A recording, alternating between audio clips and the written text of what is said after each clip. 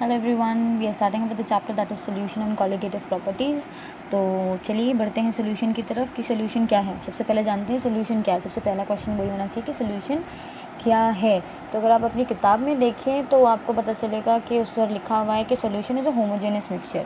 तो अब ये होमोजीनियस जो वर्ड है, ठीक है, होमोजीनियस, स्पेलिंग पर ध्यान ना दें। होमोजीनियस का मतलब क्या होता है? होमोजीनियस का मतलब होता है यूनिफॉर्म। स्कूल में पहनने वाली यूनिफॉर्म नहीं, यूनिफॉर्म का मतलब अभी हम समझेंगे कि क्या है यूनिफॉर्म का मतलब। आपको यहाँ पर दिखाई दे रहा है कि एक बीकर है, ग्लास है या जो कुछ भी है, उसमें ये सारी चीज़ें डाली गई हैं। सॉल्ट डाला गया है, शुगर डाला गया है, लेमन जूस डाला गया है और पानी डाला गया है। मतलब 1 2 3 4 चीज़ें डाली हैं, ठीक है। पर जब आप नींबू पानी बन जाएगा, जब आपका नींबू पानी बन जाएगा और आप इस सोल्यूशन को देखोगे, नींबू पानी के सोल्यूशन को, तो क्या आपको ये सारी चीज़ें नज़र आएगी? नहीं नज़र आएंगी। वो अपीयर होगा सिंगल। होमो का मतलब क्या होता है? सिंगल। तो जब उसको देखोगे तो वो सिंगल ही नज़र आएगा कि हर तरफ सेम ही है। ऐसा नहीं है कि यहाँ पर शक्कर ज़्यादा नज़र आ रही है, यहाँ पर नमक ज़्यादा नज़र आ रहा है, या फिर आपको लेमन जूस जो यहाँ पर नज़र आ रहा है, ऐसा नहीं होगा। वो पूरा जो सोल्यूशन है वो एज़ इट इज़, आपको पूरा का पूरा एज़ इट इज़ नज़र आएगा। सब जगह पर इक्वल अमाउंट में फैला हुआ। मतलब कि यहाँ से निकाल कर अगर देख लिया तब भी सारी चीज़ें यहाँ पर सही तरीके से एक मात्रा में मिक्स है। यहाँ पर देख लिया तो वापस से एक मात्रा में मिक्स है, यहाँ से देख लिया तो वापस से एक मात्रा में मिक्स है। मतलब हर जगह पर सेम चीज़ है। जैसे कि एक घूंट भर लिया आपने अपने नींबू पानी की, तो उसका टेस्ट वही आएगा जो दूसरी घूंट में भी आएगा, उसका टेस्ट वही आएगा जो तीसरी घूंट में भी आएगा, उसका टेस्ट वही आएगा जो चौथी घूंट। मतलब पूरा आप पी लोगे तो आपको सेम ही टेस्ट आएगा। ऐसा नहीं होगा कि एक घूंट में आपको सॉल्ट का टेस्ट आ रहा है, दूसरी घूंट में आपको शुगर का टेस्ट आ रहा है, ये नहीं। इसे कहते हैं हम यूनिफॉर्मिटी। होमोजीनियस का मतलब होता है ये कि ये अपीयरेंस में तो सिंगल है ही, ठीक है, बट इसकी प्रॉपर्टीज़ जो है वो भी सेम है through out the solution. Through out the solution कुछ अलग नहीं है, यहाँ पर अलग नहीं, यहाँ पर अलग नहीं, यहाँ पर नहीं, सब जगह पर इसकी जो प्रॉपर्टीज़ हैं वो सेम होगी। तो चलिए देखते हैं डेफिनेशन जो है वो क्या बात करती है।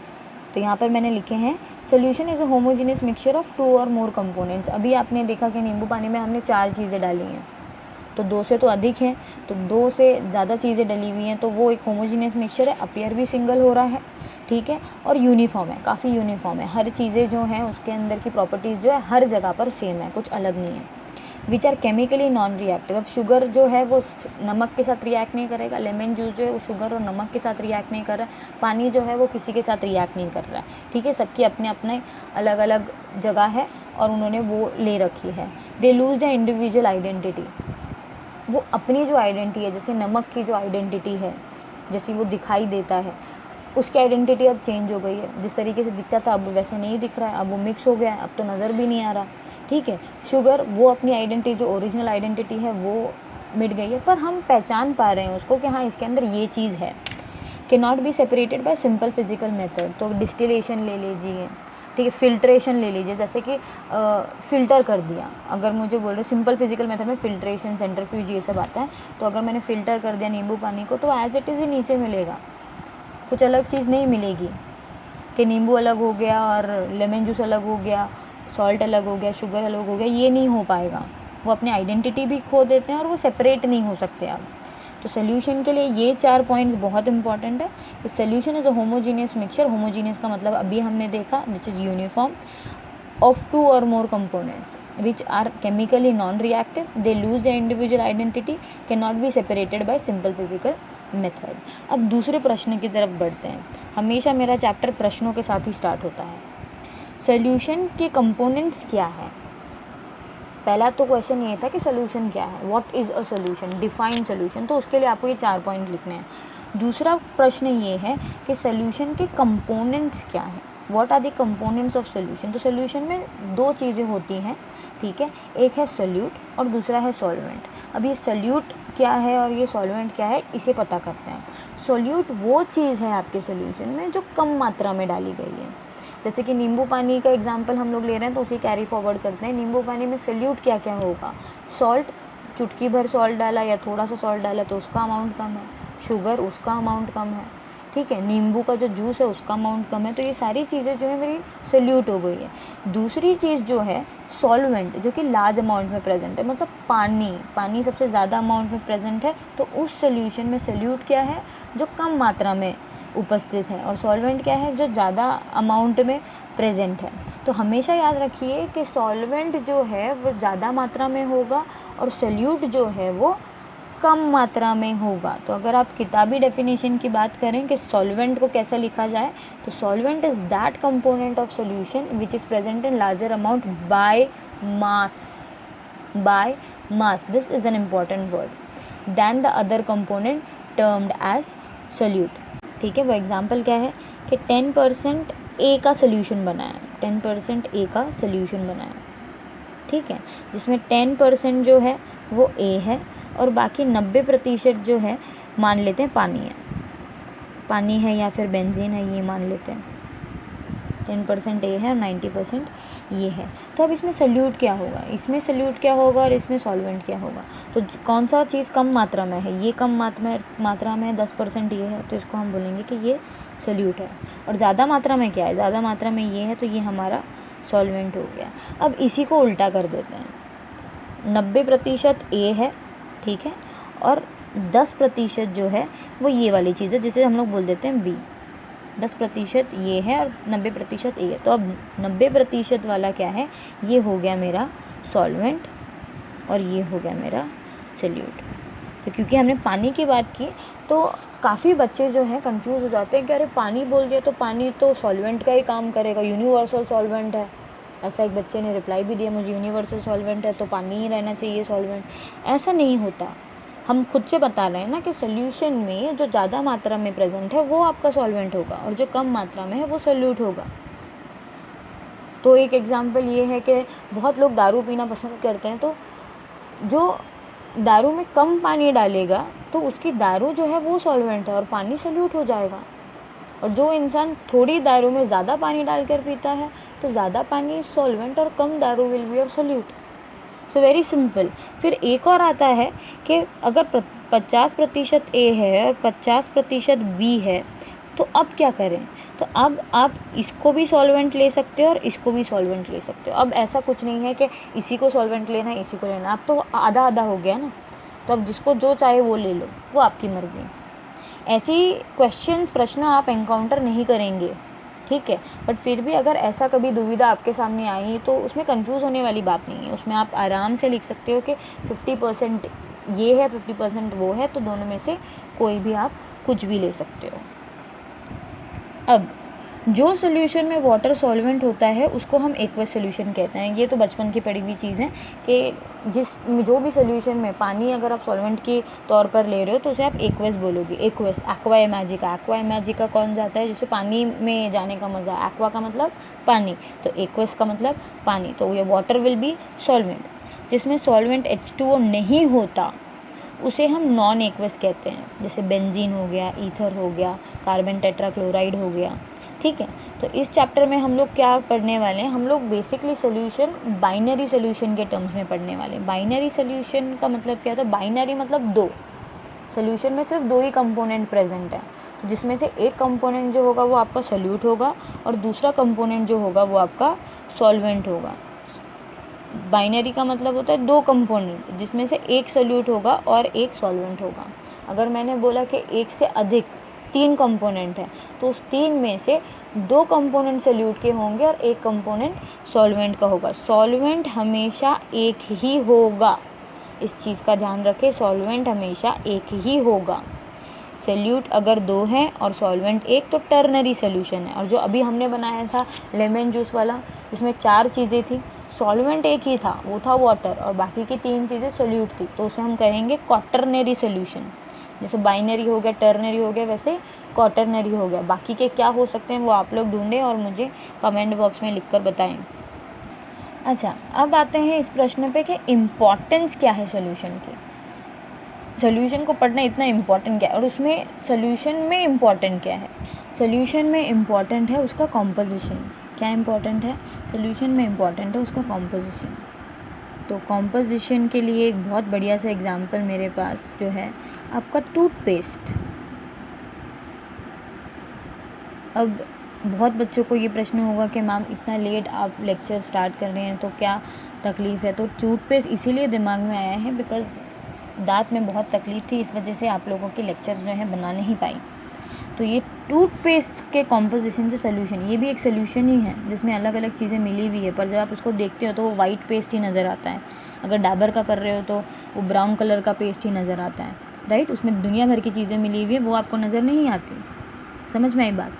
तो अगर हमें टूथपेस्ट की कॉम्पोजिशन की बात कर रही हूँ तो हम लोग बात करते हैं फ्लोराइड आयंस की। तो आपको पता है कि फ्लोराइड जो है ये चीज़ आपके टूथपेस्ट में प्रेजेंट होती है। तो अगर मैं इसका कॉन्सेंट्रेशन कम लूँ, जैसे कि 1 ppm करके है, ये आगे हम पढ़ेंगे कि कैसे आप इसको फाइंड आउट करते हैं। अगर 1 ppm है तो ये आपके दांतों को बचाता है। क्या करता है? ये आपके दांतों को बचाता है। किस चीज़ से? सड़न से बचाता है। वहीं पर अगर इसका कॉन्सेंट्रेशन मैं थोड़ा सा ज़्यादा कर दूँ, जैसे कि 1.5 ppm मैंने कर दिया, तो अब क्या होगा? अब आपके जो दांत हैं वो पीले पड़ने, मतलब मॉटल्ड हो जाएंगे। मॉटल का मतलब होता है कलर्ड हो जाएंगे। क्या हो जाएंगे? कलर्ड हो जाएंगे। अब दांत में कलर आ जाएगा। वहीं पर अगर मैं कॉन्सेंट्रेशन थोड़ा और बढ़ा दूँ, मतलब हायर कर दूँ कॉन्सेंट्रेशन, मैंने डिफ़ाइन नहीं किया कितना, तो ये क्या होगा? ये पॉइजनस हो जाएगा, पॉइजन बन जाएगा। क्या बन जाएगा? पॉइजन बन जाएगा। तो अब इस टूथपेस्ट को इस्तेमाल करना इज़ नॉट गुड। अब वो आपके लिए हानिकारक है। समझ में आ रही बात? तो ये है इम्पोर्टेंस क्या है सोल्यूशन के। कॉम्पोजिशन इम्पॉर्टेंट है कि कितनी चीज़ कितनी मात्रा में आपने डाली है। अगर मैंने आपको बहुत ज़्यादा नींबू डालकर नींबू पानी दे दिया है, या बहुत ज़्यादा नमक डाल दिया है, या बहुत ज़्यादा शक्कर डाल दिया है, तो वो पीने के लायक बचेगा क्या? नहीं बचेगा। आप नहीं पियोगे उसे, आप मना कर दोगे। जिस इंसान को डायबिटीज़ है उसको अगर आप चाय में बहुत सारी शक्कर डालकर दे दो या कॉफ़ी में दुनिया भर की शक्कर डाल कर दे दो, तो उसको क्या तकलीफ़ होगी? उसको तकलीफ़ ही होगी ना, शुगर लेवल इंक्रीज़ हो जाएगा उनका, तो दैट विल बी पॉइजनस। तो कॉम्पोजिशन बहुत इंपॉर्टेंट है कि किस चीज़ को कितनी मात्रा में डालना है। I hope this is clear. करते हैं हम लोग कॉन्सेंट्रेशन की। Now we are talking about concentration के सोल्यूशन का कॉन्सेंट्रेशन कैसे पता करें।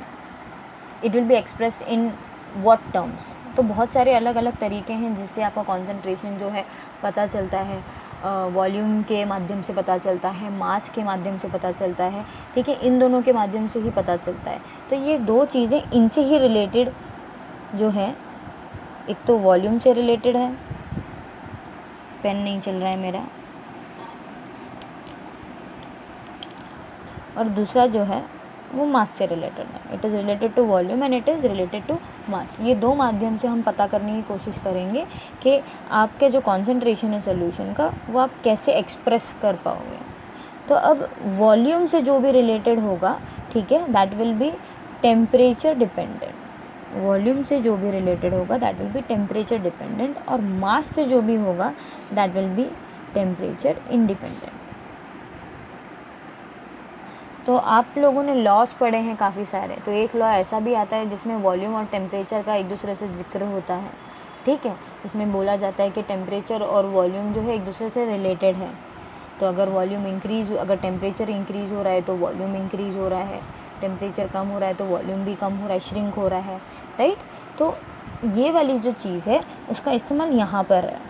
तो ऐसे बहुत सारे प्रश्न आपके एग्ज़ाम में आते हैं जिसमें आपको बताना पड़ता है कि इनमें से कौन सा टेम्परेचर डिपेंडेंट है, इनमें से कौन सा टेम्परेचर इंडिपेंडेंट है। तो आप वहाँ पर बताते हो जो भी वॉल्यूम, जहाँ पर भी आपको वॉल्यूम नज़र आ रहा है वो सारी टेम्परेचर डिपेंडेंट है, और जहाँ पर भी आपको मास नज़र आ रहा है वो टेम्परेचर इंडिपेंडेंट है। पर ये ऐसे डायरेक्टली नहीं वहाँ पर लिखा होता कि वॉल्यूम है, उसके लिए आपको फॉर्मूला पता होना चाहिए कि किस चीज़ का फॉर्मूला क्या है। तो वॉल्यूम से रिलेटेड जो चीज़ें हैं वो हम डिस्कस करेंगे। एक तो है परसेंटेज वॉल्यूम बाय वॉल्यूम, ठीक है, परसेंटेज वेट बाय वॉल्यूम, फिर है molarity, and then comes normality, ठीक है। तो percentage volume by volume, percentage weight by volume, molarity और नॉर्मैलिटी। ठीक उसी तरीके से मास से रिलेटेड कुछ चीज़ें आती हैं। मास से रिलेटेड जो चीज़ें आती हैं, पहली है परसेंटेज वेट बाय वेट, फिर आता है आपका मोल फ्रैक्शन, फिर आता है आपका मोलैलिटी, मोलारिटी और मोलालिटी में अंतर होता है। बहुत सारे बच्चे जो हैं ये मिस्टेक करते हैं कि वो नहीं समझ पाते कि मोलारिटी के लिए क्या फॉर्मूला लिखना है और मोलालिटी के लिए क्या लिखना है, तो इसका अंतर समझना पड़ेगा आपको। Mole fraction, molality, so percentage weight by weight, mole fraction, molality. Mass fraction भी है जो कि हम लोग करेंगे, ठीक है। ये सारी चीज़ें जो है वो मास से रिलेटेड है और ये सारी चीज़ें जो है दैट इज़ टेम्परेचर इंडिपेंडेंट, इनका टेम्परेचर से कुछ लेना देना नहीं है। तो इनमें से कोई भी एक अगर आपको आया क्वेश्चन के which of the following is not temperature dependent, तो you can write percentage weight by weight, mole fraction, जो भी आपको नज़र आ रहे हैं वहाँ पे ऑप्शंस में, you can choose them. Okay, तो सबसे पहला फॉर्मूला जो है percentage by volume, that is V by V। So volume of a component in solution, जो भी कंपोनेंट है आपके सोल्यूशन का उसका volume upon the total volume of solution into 100। तो यहाँ पर एक प्रश्न मैंने लिखा है 10% of ethanol in water by volume. इसका मतलब क्या है 10% ऑफ इथेनॉल? अभी मुझे पता है कि इथेनॉल क्या है, इथेनॉल इज़ अल्कोहल। तो वो अल्कोहल जो है वो कैसे मौजूद है, वो लिक्विड स्टेट में मौजूद है, तो उसको हम लोग वॉल्यूम में कंसिडर करेंगे। इन वाटर, वॉल्यूम भी लिक्विड स्टेट में, अगेन वॉल्यूम कंसिडर करेंगे। तो ethanol in water by volume, तो ये वॉल्यूम बाय वॉल्यूम का एग्जांपल है। मतलब क्या है इसका? मतलब ये है कि 10 cm3, अब इस चैप्टर में cm3 और ml is one and the same. 10 cm3 of ethanol in 100 cm3 of solution. अभी मैंने लिखा 100 cm3 ऑफ सोल्यूशन, तो अगर 10 cm3, 100 में से 10 cm3 इथेनॉल का है तो पानी का कितना है? 100 में से 10 माइनस कर दो, 90 ml जो है वो पानी का है। I hope this is clear. तो इसमें सोल्यूट कौन है सोल्यूट? सोल्यूट इज़ इथेनॉल और सॉल्वेंट क्या है? वाटर, क्योंकि ये कम है और ये ज़्यादा है। क्लियर? नेक्स्ट क्वेश्चन इज़ के mass by volume percent of component. तो mass of component in solution upon total volume of solution in ml into 100। Now please students don't forget to write into 100। अब इसमें लिखा है 10% sodium carbonate solution by volume. अब sodium carbonate हम लोगों को पता है कि ये सॉलिड होता है और हम लोग मास बाय वॉल्यूम की बात कर रहे हैं। सो 10% sodium carbonate solution by volume का मतलब क्या है? इसका मतलब है कि 10 ग्राम जो है सोडियम कार्बोनेट वो 100 ml के सोल्यूशन में डिज़ोल्व है, ठीक है। सोल्यूट जिसमें डिज़ोल्व किया है वो solvent up to the mark 100 centimetre. तो अगर पानी की हम लोग बात कर रहे हैं तो 10 ग्राम पहले हम पानी में डिज़ोल्व करेंगे, फिर उसको 100 ml तक लेकर जाएंगे। अब प्रश्न ये होता है कि मैम हर चीज़ में 100 ml की बात क्यों कर रहे हैं? क्योंकि परसेंटेज में हमने बताया ना, परसेंटेज में बताया 10%, तो परसेंटेज तो 100 से ही निकलता है।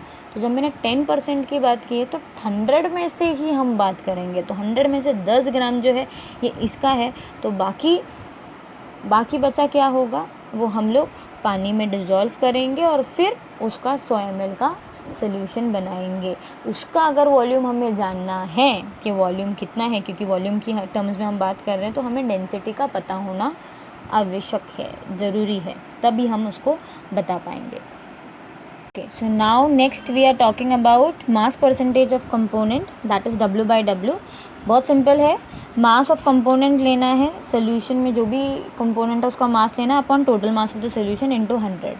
तो आपको जो टोटल मास है, जो डिनोमिनेटर में आपको दिखा देता है total mass, total volume of the solution, उसका मतलब क्या होता है? दो कंपोनेंट या जितने भी कंपोनेंट हैं, हम लोग बेसिकली बाइनरी सोल्यूशन की बात करें तो दो ही कंपोनेंट है, तो mass of solute plus mass of solvent will be total mass. वैसे ही total volume will be volume of solute plus volume of solvent. So I hope this is clear, ठीक है। तो नेक्स्ट हम लोग किस चीज़ के बारे में बात कर रहे हैं? हम लोग बात कर रहे हैं स्ट्रेंथ ऑफ सोल्यूशन। तो स्ट्रेंथ ऑफ सोल्यूशन के यूनिट होंगे ग्राम लीटर इनवर्स। इसका मतलब क्या होता है कि ग्राम जो है वो न्यूमरेटर में है, तो हम लोग बात कर रहे हैं मास की। So mass of solute in grams upon volume of solution in litre. तो ये चीज़ का ध्यान रखें, mass of solute in grams तो ग्राम, और वॉल्यूम किस में? लीटर में। तो जब ये लीटर ऊपर चला जाएगा तो वो लीटर इन्वर्स हो जाएगा। 1 litre is equal to 1 DM3। तो लीटर की जगह पे DM3 भी लिख सकते हैं। तो ये DM3 नीचे से ऊपर जाके DM3 इन्वर्स हो जाएगा। अब बात करते हैं मोलारिटी की। तो मोलारिटी क्या है, ये हम लोगों ने बहुत टाइम देखा है, 11th स्टैंडर्ड में देखा है। मोलारिटी क्या होता है, कैपिटल M से डिनोट है number of moles of solute upon volume of solution in litre. तो नंबर ऑफ मोल्स क्या है, नंबर ऑफ मोल्स N से डिनोट होता है, नंबर ऑफ मोल्स N से डिनोट होता है, दैट इज़ वेट और मास of component upon its molecular mass. तो अभी ये कंपोनेंट क्यों लिखा है, दो कंपोनेंट है, या तो सोल्यूट होगा या तो सॉल्वेंट होगा। तो number of moles of solute भी है, number of moles of solvent भी है, तो हमको क्या ढूंढना है, number of moles of solute. ठीक है, तो number of moles of solute ढूंढने के लिए सबसे पहली चीज़ आप ध्यान रखो कि सोल्यूट के लिए हम लोग हमेशा, अब आगे पूरे चैप्टर में सोल्यूट के लिए हम लोग 2 का इस्तेमाल करेंगे और सॉल्वेंट के लिए 1 का इस्तेमाल करेंगे। बहुत सारी बुक में क्या है, 2 की जगह पर B दिया हुआ है, 1 की जगह पर A दिया हुआ है। ठीक है, तो काफ़ी सारी बुक्स में ऐसा दिया हुआ है, बट आई प्रेफर 2 and 1, थोड़ा सा अच्छा लगता है, मतलब 2 और 1, पता नहीं क्यों पर अच्छा लगता है। So solute we will use 2 and solvent 1। तो number of moles of solute बोला है तो N2 will stand for, N stand for number of mole, N2 will stand for number of moles of solute, N stand for number of mole, N1 लिख दिया मतलब number of moles of solvent, W2 मतलब क्या, weight of solute, M2 क्या, molar mass of solute, W1 क्या, wait of solvent, M1 क्या, molar mass of solvent. तो molarity capital M है। अब एक चीज़ का ध्यान आप इस फॉर्मूले में दे, volume of solution in litre. तो डिनोमिनेटर में क्या है, पहला वर्ड है वॉल्यूम, दूसरा वर्ड है सोल्यूशन और तीसरा है लीटर। इन 3 चीज़ों का ध्यान दे।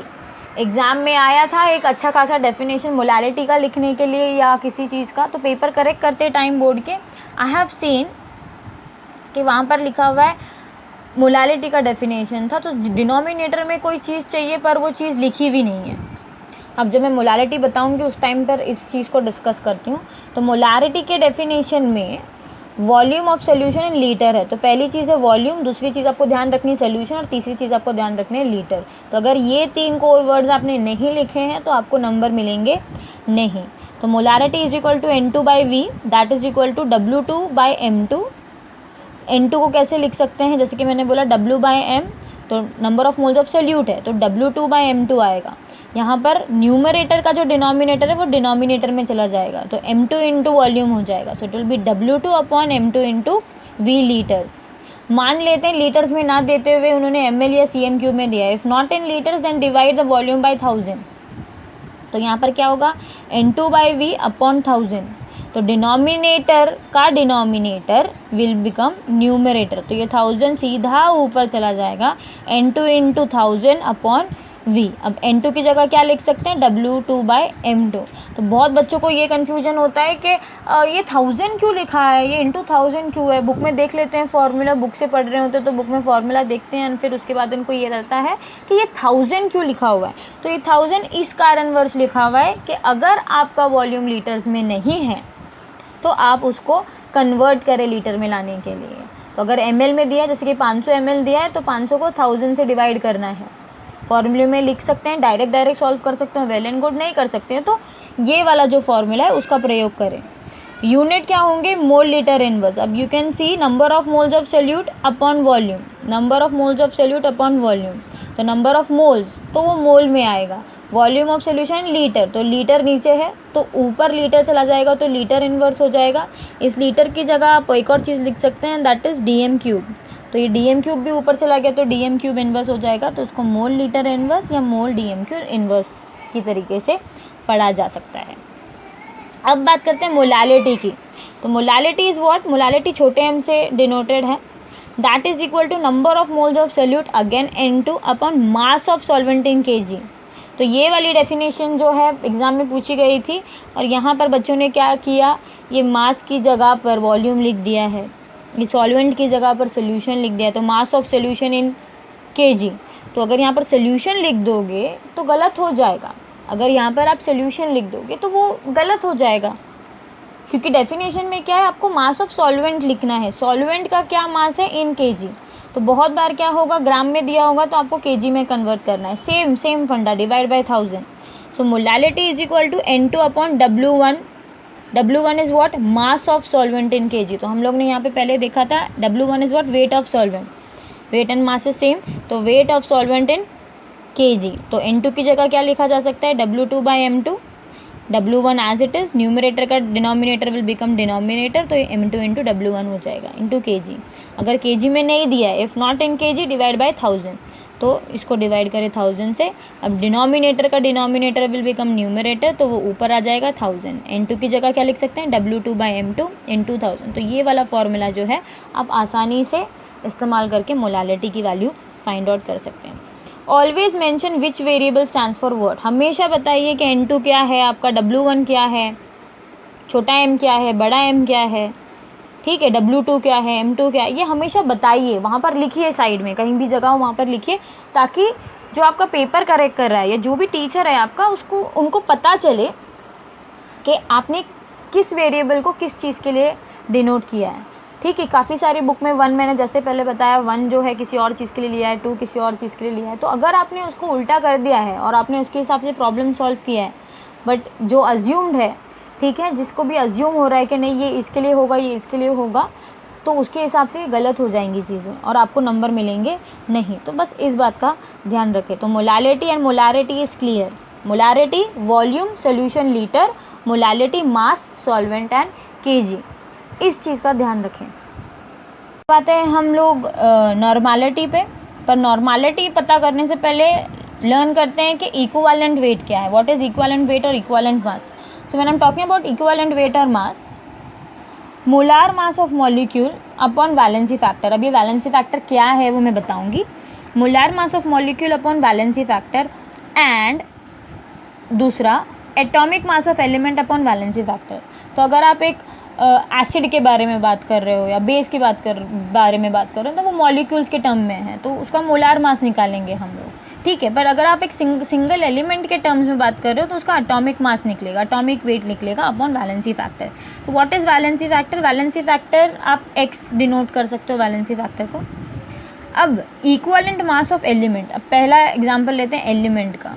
तो atomic mass of element upon its valency factor. Atomic mass of element, जो भी एलिमेंट है, कार्बन ले लिया आपने, नाइट्रोजन ले लिया, जो भी एलिमेंट है उसका एटॉमिक मास लिखिए और उसकी वैलेंसी से उसको डिवाइड कर दीजिए, तो आपको क्या मिलेगा? आपको मिलेगा equivalent mass of element. Similarly equivalent mass of acid, molar mass of acid upon its valency factor. तो एसिड लिया है HCl, HCl का मोलार मास कितना होगा? 1 + 35.5 36.5 अपॉन इट्स बेसिसिटी।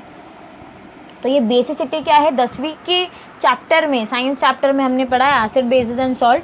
उस वाले चैप्टर में हमने पढ़ा है कि बेसिसिटी क्या होती है। एसिड की बेसिसिटी होती है और बेस की एसिडिटी होती है।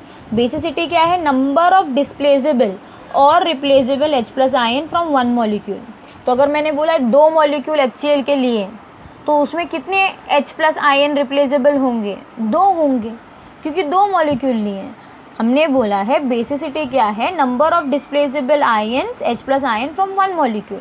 तो अगर मैं 1 मॉलिक्यूल लूँ HCl का, तो एक ही हाइड्रोजन है, पर अगर मैं 2 मॉलिक्यूल लूँ तो 2 हाइड्रोजन होगा। तो यहाँ पर you can C example, HCl dissociate होने पे क्या दे रहा है? H+ + Cl-। इसको 100% डिसोसिएट कर दिया मैंने, H+ + Cl-। तो सिर्फ एक ही रिप्लेसेबल H+ आयन है। दूसरा H2SO4 की बात करते हैं, तो 2H+ + SO4 2-। तो H2SO4 में कितने रिप्लेसेबल H+ आयन है? 2। ये 2 निकलेंगे। पर अब ये डिपेंड होता है रिएक्शन पे भी। तो आपने अपने चैप्टर में, टेंसाने के चैप्टर में देखा होगा कि बहुत सारे रिएक्शन होते हैं, जैसे कि एसिड सॉल्ट बन रहा है, एसिड सॉल्ट आप बना रहे हो, तो आपने लिया है,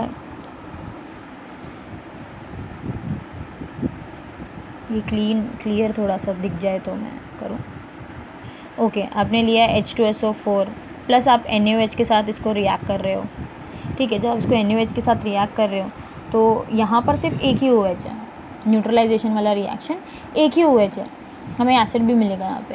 तो जब ये एक ही OH है, ठीक है, तो यहाँ पर क्या होगा? H+ जो है, एक ही H+ यहाँ से निकलेगा और वाटर मॉलिक्यूल बनाएगा। न्यूट्रलाइजेशन रिएक्शन है तो सॉल्ट वाटर बनेगा। अब सॉल्ट कौन सा बन रहा है? अब बचा क्या? एक हाइड्रोजन यहाँ से निकल गया, तो इसके पास क्या बचा है? HSO4। इसके पास क्या बचा? Na। तो यहाँ पर आ जाएगा NaHSO4। तो मतलब ये हमारा क्या है? ये सॉल्ट है, पर कौन सा सॉल्ट है? एसिड सॉल्ट है। कौन सा सॉल्ट है? एसिड सॉल्ट है। तो यहाँ पर सिर्फ एक ही हाइड्रोजन रिप्लेस हुआ है। तो ऐसे रिएक्शन के टर्म्स में जब हम लोग निकालेंगे तो इसकी बेसिसिटी कितनी होगी, इसकी बेसिसिटी होगी 1। भले ही H2SO4 है, it can get completely dissociated, right. ये दो रिप्लेसेबल हाइड्रोजन्स देगा, बट यहाँ पर क्या हो रहा है रिएक्शन में, सिर्फ एक ही दे रहा है। I hope that is clear. Next example, H3PO4, इसको डिसोसिएट करेंगे तो 3H प्लस PO4 3 माइनस मिलेगा, मतलब 3 रिप्लेसेबल H प्लस आयन है। वहीं पर अगर H3PO3 ले लूँ तो 2 मिलेंगे, और H3PO2 ले लूँ तो सिर्फ 1 मिल रहा है।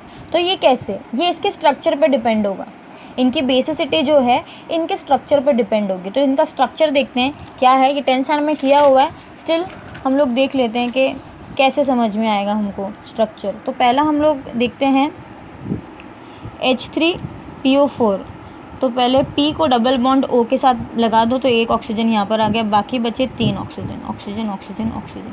ये ऑक्सीजन हाइड्रोजन के साथ आ जाएंगे, 3 हाइड्रोजन के साथ। तो हमें पता है कि ये बॉन्ड तोड़ना इज़ ईजी, ठीक है। H और O का जो है ये बॉन्ड तोड़ना थोड़ा आसान है, इलेक्ट्रोनेगेटिविटी डिफरेंस है, तो इसके अंदर ये हाइड्रोजन्स जो है आराम से रिप्लेसेबल हो जाएंगे। वहीं पर अगर मैं स्ट्रक्चर बनाऊँ H3PO3 का, तो पहले P डबल बॉन्ड O दे देते हैं, बाकी कितने ऑक्सीजन बचे, 2। तो एक हाइड्रोजन यहाँ आ गया, एक हाइड्रोजन यहाँ आ गया, बचा हुआ हाइड्रोजन यहाँ पर। अब इन दोनों की इलेक्ट्रोनेगेटिविटी डिफरेंस जो है दोनों पॉजिटिव टाइप है, तो ये वाली चीज़ तो टूटनी थोड़ी मुश्किल है। तो यहाँ पर से ये टूट जाएगा और यहाँ पर से ये टूट जाएगा, तो कितने हाइड्रोजन रिप्लेसेबल हैं, 2 मिले। वहीं पर अगर H3PO2 की बात करूँ तो P double bond O oxygen, 2 oxygen हो गए, तो एक हाइड्रोजन यहाँ पर, एक हाइड्रोजन यहाँ पर, एक हाइड्रोजन यहाँ पर। तो अभी कितने हाइड्रोजन डिस्प्लेस हो सकते हैं, ये दो नहीं टूटेंगे, ये टूट जाएगा। समझ में आई बात। तो यहाँ पर सिर्फ एक है, इसकी बेसिसिटी 1 है, इसकी बेसिसिटी 2 है और इसकी बेसिसिटी 3 है। I hope this is clear. और अच्छे से पढ़ना है तो 10th स्टैंडर्ड का एसिड बेस उठाओ और उसे पढ़ो। अब आते हैं हम इक्विवेलेंट मास ऑफ बेस पे। तो molar mass of base upon acidity, जैसे एसिड का था वैसे बेस का भी होगा। इसमें एसिडिटी क्या है, number of displaceable OH minus ion from 1 molecule. तो NaOH एक मॉलिक्यूल, तो इसमें एक ही OH मिलेगा। फेरस हाइड्रोक्साइड, तो इसमें 2 OH मिले हैं। मैग्नीशियम हाइड्रोक्साइड, इसमें भी 2 OH मिले हैं, तो रिप्लेसेबल OH मिले हैं। तो इनकी एसिडिटी कितनी, इसकी 1 हो गई, इसकी 2 हो गई, इसकी 2 हो गई। Now equivalent mass of salt, molar mass of salt NaCl लिया है तो उसका मॉलिकुलर मास निकालेंगे Na प्लस Cl माइनस, ठीक है। Na का 23, Cl का 35.5, दोनों को ऐड किया 58.5, तो molar mass of salt is that.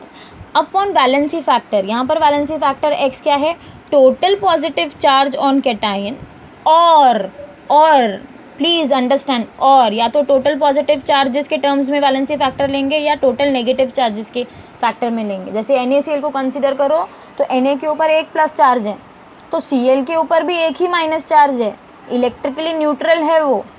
समझ में आ रही है बात। तो जो भी सॉल्ट्स होंगे वो इलेक्ट्रिकली न्यूट्रल होंगे, जितने चार्जेस पॉजिटिव आयन के ऊपर होंगे कैटायन के ऊपर, उतने ही एनायन के पास होंगे, उतने ही एनायनिक चार्जेस होंगे।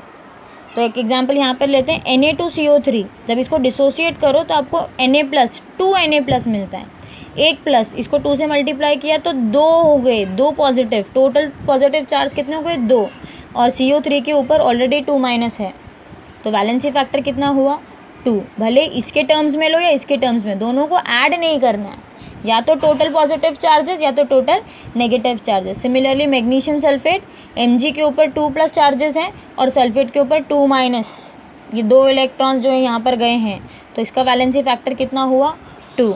एक और एग्जाम्पल लेते हैं, Al2SO4 थ्राइस, SO4 के ऊपर ऑलरेडी 2 माइनस चार्ज होता है, तो 2 इंटू 3, और 2 minus charge into 3 gives you what, 6 negative charges. Similarly Al के पास कितना है, 3 पॉजिटिव चार्जेस, को डिसोसिएट करो तो Al3 प्लस मिलता है, 2Al3 plus plus 3SO4 2 minus, तो 2 into 3 gives you how much, 6 positive charges, and 3 into 2 minus gives you what, 6 negative charges. तो किसी भी एक टर्म के इसमें आप इसको डिस्क्राइब कर सकते हो। I hope this is clear. Now we come to number of gram equivalents, थोड़ा सा क्लियर दिखने लग जाए, नंबर ऑफ ग्राम इक्विवेलेंट। अब ये न्यूमरेटर है, नॉर्मेलिटी के फॉर्मूले का न्यूमरेटर है, number of gram equivalent that is equal to mass of solute, जो भी आपके फॉर्मूला में आपका जो क्वेश्चन है उसमें मास दिया होगा 5 ग्राम्स ऑफ यूरिया और 50 ग्राम्स ऑफ शुगर या जो भी है सुक्रोज, जो भी है ग्लूकोज, वो सारी चीज़ें दी होंगी. So number of gram equivalent mass of solute जो भी दिया हुआ है that is W2 upon equivalent weight. तो इसको हम लोग ऐसे भी लिख सकते हैं W2 अपॉन इक्वालेंट वेट. तो mass of solute is what? W2.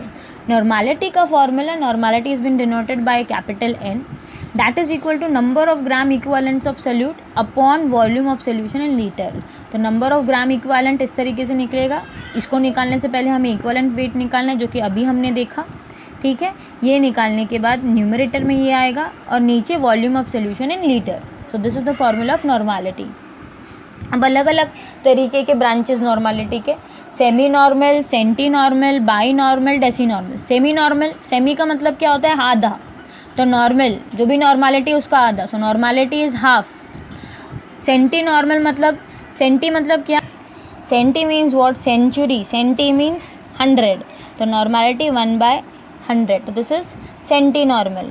By normal, bi normal, bi मतलब 2. So 2 normal. Deci normal 10. तो 1/10. तो नॉर्मैलिटी की जगह पर अगर बोला सेमी नॉर्मल है तो नॉर्मैलिटी की जगह पर हाफ आ जाएगा. अगर उन्होंने बोला सेंटी नॉर्मल है तो यहाँ पर 1/100 आ जाएगा. तो इस तरीके से आपको लिखना है. Relationship between molarity and normality. Normality of solution is equal to molarity into molecular mass upon equivalent mass. This is one formula. Another is acid की नॉर्मैलिटी फाइंड आउट करनी है तो एसिड का जो बेसिसिटी है उसको मोलैरिटी से multiply कर दो. Very simple. नॉर्मैलिटी एसिड की ढूंढनी है तो एसिड का जो बेसिसिटी है उसको मोलैरिटी से मल्टीप्लाई कर दो. नॉर्मैलिटी ऑफ बेस ढूंढना है तो बेस की जो बेस एसिडिटी है उसको मोलैरिटी से मल्टीप्लाई कर दो तो आपको नॉर्मैलिटी मिल जाएगी. अगर if the acidity and basicity tends to be unity और is equal to unity then your normality will be equal to molarity. तो ये वाले HCl में होता है. HCl का नॉर्मैलिटी मोलैरिटी सेम. बेस में NaOH का नॉर्मैलिटी मोलैरिटी सेम क्योंकि एसिडिटी और बेसिसिटी 1 है. अब बात करते हैं मोल फ्रैक्शन की. तो ये मोल फ्रैक्शन है क्या? मोल फ्रैक्शन को डिनोट करते हैं हम जीटा से. This is zeta. तो जीटा 2 हम लोग ने पहले ही देखा था for solute and 1 for solvent. तो mole fraction of solute is equal to number of moles of solute upon total moles in the solution. Similarly, mole fraction of solvent is equal to number of moles of solvent upon total moles in the solution. So this formula is very simple. अब हम binary solution की बात कर रहे हैं तो हमारे पास सिर्फ 2 ही कंपोनेंट हैं तो दोनों के मोल फ्रैक्शन को मिलाकर हमको मिलना चाहिए 1. अगर मान लेते हैं कि बहुत सारे कंपोनेंट हैं तो सबके मोल फ्रैक्शन को मिला के भी हमको मिलना चाहिए 1 क्योंकि वो फ्रैक्शन में है. ठीक है, सबका थोड़ा थोड़ा कंट्रीब्यूशन है. सबके कंट्रीब्यूशन को जब हम लोग ऐड कर देंगे तो हमको मिलेगा 1. So if there are more components in the solution से n then x1 plus x2 plus x3 dot dot dot xn gives the sum of all will be equal to unity. तो ये zeta बार बार बोलना बहुत difficult होता है तो generally I से it as x. तो थोड़ा कंफर्टेबल है x2 and x1. Mole fraction x2 and x1 so that is comfortable. Mass fraction XA is equal to WA upon WA plus WB. मतलब मास ऑफ A जो कि आप कुछ भी कंपोनेंट A कंपोनेंट की बात करें तो mass of A upon the total mass. Similarly mass of B upon the total mass. तो XA और XB को मिला के भी आपको 1 मिलना चाहिए. तो मास परसेंटेज इससे बहुत आसानी से ढूंढा जा सकता है. मास परसेंटेज क्या होता है? Mass of component upon total mass. Right. तो मतलब ये इंटू 100 करना है तो मास परसेंटेज मिल जाएगा. Both are dimensionless quantity. तो मोल फ्रैक्शन और मास फ्रैक्शन दोनों ही डायमेंशनलेस क्वांटिटी है, यूनिट्स नहीं है. अब बात करते हैं पार्ट्स पर मिलियन की. तो पार्ट्स पर मिलियन में कुछ नहीं है ज़्यादा, बस you have to multiply it with 10 to the power 6. तो ppm हम लोग ने बात की थी कि टूथपेस्ट के सोल्यूशन में फ्लोराइड आयन ppm में है.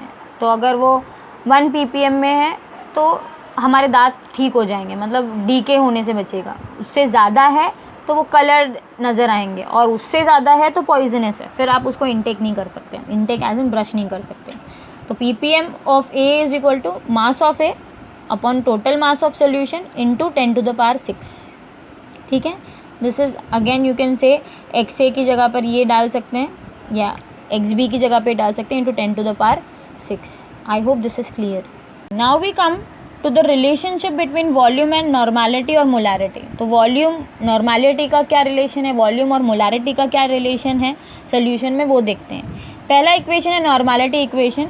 तो ये चीज़ आपने प्रैक्टिकल में की होंगी टाइट्रेशन में, कि आपके पास इनिशियल वैल्यूज़ होती है, आपको पता होता है कि ए का नॉर्मैलिटी या उसका कॉन्सेंट्रेशन क्या है, कितना वॉल्यूम आपने पिपिट आउट किया, 10 ml पिपिट आउट किया है, फिर ब्यूरेट से आप सोल्यूशन जाने देते हैं तो आपको दूसरे का वॉल्यूम भी पता चलता है। पर आपको फिर क्या ढूंढना है, आपको किसी ए का कॉन्सेंट्रेशन ढूंढना है। तो जैसे कि मान लेते हैं N1V1 आपको पता है, N2V2 में से आपको N2 फाइंड आउट करना है। तो ये वाला जो इक्वेशन है which is known as normality equation, you use this, और उसका प्रैक्टिकल एप्लीकेशन आप लोग लैब में करते हैं। So N1V1 is equal to N2V2। In the similar way there is molarity equation, M1V1 is equal to M2V2। अब mixtures की बात करते हैं कि अगर मिक्सचर है तो तब क्या होगा, ये इक्वेशन का तब क्या होगा। तो अगर दो सोल्यूशन है तो अगर दो सोल्यूशन को मिक्स किया जिसमें पहला सोल्यूशन का कॉन्सेंट्रेशन और वॉल्यूम C1V1 है और दूसरे का C2V2 है, तो जो रिजल्टेंट सोल्यूशन बनेगा उसका कॉन्सेंट्रेशन और वॉल्यूम क्या होगा। तो ये पहला सोल्यूशन है बीकर में, इसका कॉन्सेंट्रेशन C1V1 है, ये दूसरा है जिसका C2V2। अब इनको हम लोग क्या कर रहे हैं, मिक्स कर रहे हैं, मिक्सचर बना रहे हैं इसका। तो अब मुझे पता है इसका वॉल्यूम यही रहने वाला है, इसका वॉल्यूम यही रहने वाला है। तो जब वॉल्यूम को मिक्स करूँगी तो वॉल्यूम तो एडिटिव है, पर कॉन्सेंट्रेशन को ऐड करके फाइनल कॉन्सेंट्रेशन बन सकता है क्या, नहीं पॉसिबल। एक्सपेरिमेंटली किया है, नहीं पॉसिबल है, कुछ अलग ही कॉन्सेंट्रेशन मिलता है। तो ये जो रिजल्टेंट मिक्सचर है हमारा, इन दोनों सोल्यूशन को मिलाने के बाद इसके वॉल्यूम्स को हमने ऐड कर दिया, ठीक है, और कॉन्सेंट्रेशन को निकाल दिया यहाँ पर बाहर, कि ये कॉन्सेंट्रेशन इन दोनों से ऐड होगा, concentration into V1 plus concentration into V2, and this is C3, we have denoted it with C3। तो वॉल्यूम तो ऐड करके पता चल जाएगा बट कॉन्सेंट्रेशन चेंज होगा। Therefore to find out concentration we have an equation जिसमें हम लोग ये दोनों को ऐड कर रहे हैं, C1V1 plus C2V2 that is equal to this final solution that is V1 plus V2 C3। तो इस V1 और V2 को नीचे ले आते हैं यहाँ पर डिनोमिनेटर में और आपको C3 पता चल जाएगा। C3 is equal to C1V1 plus C2V2 upon V1 plus V2। तो C concentration can be written in terms of both normality and molarity. तो C की जगह पे नॉर्मैलिटी के टर्म्स में नॉर्मैलिटी और वॉल्यूम का रिलेशन है, तो C की जगह पे N डाल देंगे, कैपिटल N, तो वो हो जाएगा N3 is equal to N1V1 plus N2V2 upon V1 plus V2। और मोलैरिटी के टर्म्स में निकाल रहे हैं तो M3 is equal to M1V1 plus M2V2 upon V1 plus V2। Alright, so this was the first lecture of solution and I hope कि आपको सारी चीज़ें समझ में आए। अब एक बुक जिसके बारे में बता रही हूँ, the one which I am following, and that book is of NCERT reference book, Pradeep publication. ये बुक बहुत लोगों की फेवरेट है, मेरी भी फेवरेट है, and I follow that book strictly. तो ये जितनी भी चीज़ें मैं पढ़ा रही हूँ और बहुत लोगों को वो बुक पढ़ने का बहुत मन होता है, they literally want to go through that book, but उसकी साइज़ देखकर उसको ओपन करने के बाद बहुत बच्चे बोलते हैं मैम नींद आ रही है या मैम नहीं हो रहा है, बहुत मोटा है। तो साइज़ वगैरह देख के जो बच्चे उस बुक को रख देते हैं साइड में and they want to study that book but it is not becoming possible for them, so they can follow my lecture, my videos, and that will be really helpful to them. तो I hope ये lecture आपको समझ में आया and wait for the next lecture of solutions. Thank you.